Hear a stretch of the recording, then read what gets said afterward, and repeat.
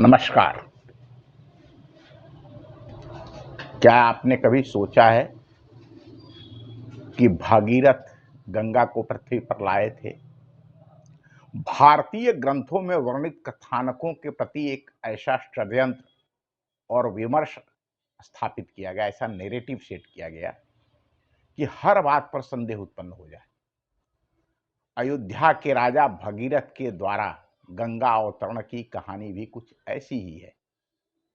गंगा का मूल स्रोत गोकर्ण है। राजा भगीरथ की हिमालय में जिस कठोर तपस्या का उल्लेख भारतीय आर्ष ग्रंथों में मिलता है, वह इनके द्वारा गंगा को धरती पर लाने का भौगोलिक संरक्षण को कार्य था।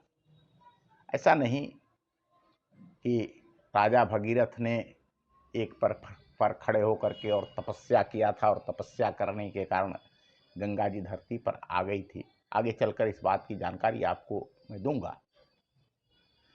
वरन गंगा को पृथ्वी पर ले आने का काम राजा भगीरथ ने जिस पुरुषार्थ से गंगा को लाया जा सकता है, वह कार्य किए थे। श्रीमद् वाल्मीकि रामायण के बालकांड के 39वें, 40वें और 41वें सर्ग में इसका विस्तार से वर्णन है। इनके पूर्वज राजा सगर के 60,000 पुत्रों ने अश्वमेध यज्ञ के घोड़े की खोज में 9,60,000 वर्ग किलोमीटर भूमि उत्तर से पूर्व तक अर्थात हिमालय से विंध्याचल पर्वत के बीच खुदाई की थी, जो जियोलॉजी का विषय, भूगर्भ शास्त्र का विषय है।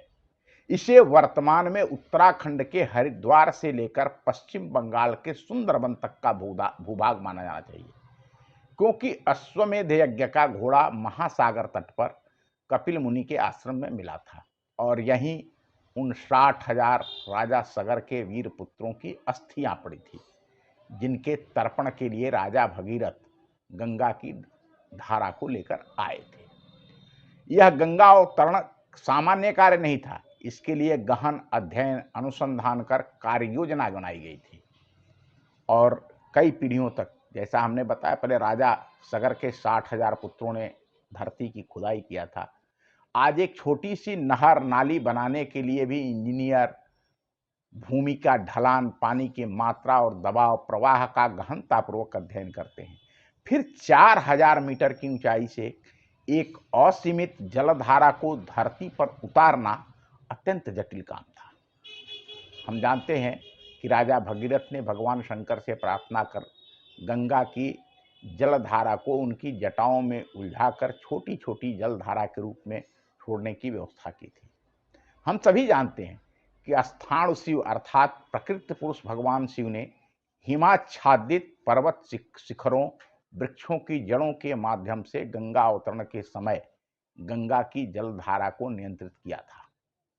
ब्रिटिश भूवैज्ञानिक कैप्टन हर्बर्ट, जिन्होंने हिमालय से निकलकर मानव श्रम से आई गंगा के प्रवाह पथ का अध्ययन करने के बाद कहा कि भारतीय मनुष्यों के पास भूगर्भ विज्ञान, जियोलॉजी तथा जल इंजीनियरिंग, जल विज्ञान की इंजीनियरिंग, हाइड्रोलिक इंजीनियरिंग का संपूर्ण ज्ञान था।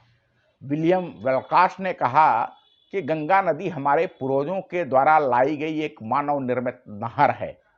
गंगा को दुनिया की छत, हिमालय से भारत के मैदानी क्षेत्रों में लाना मानव इतिहास में इंजीनियरिंग की सबसे बड़ी उपलब्धि है। जब तक हमें इन बातों का गर्व नहीं होगा, जब तक हम इनकी सच्चाई नहीं समझेंगे, तब तक हम केवल और केवल अपमानित होते रहेंगे।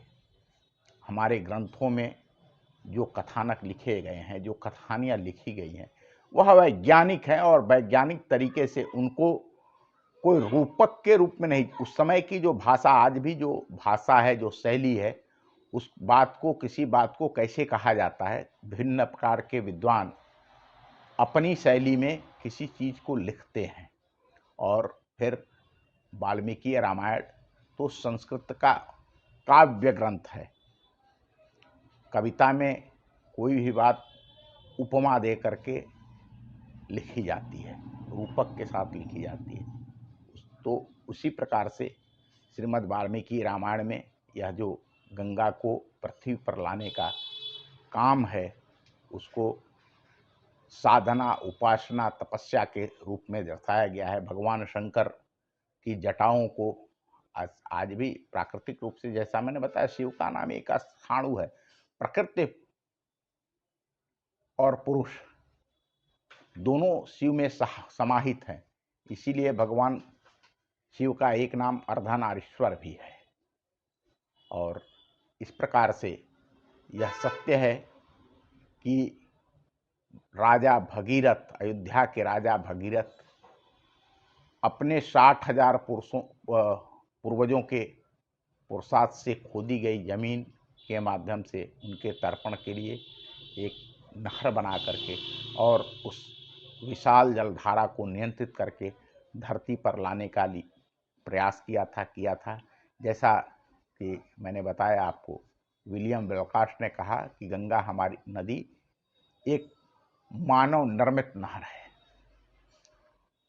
बहुत बहुत धन्यवाद। नमस्कार, फिर मिलेंगे।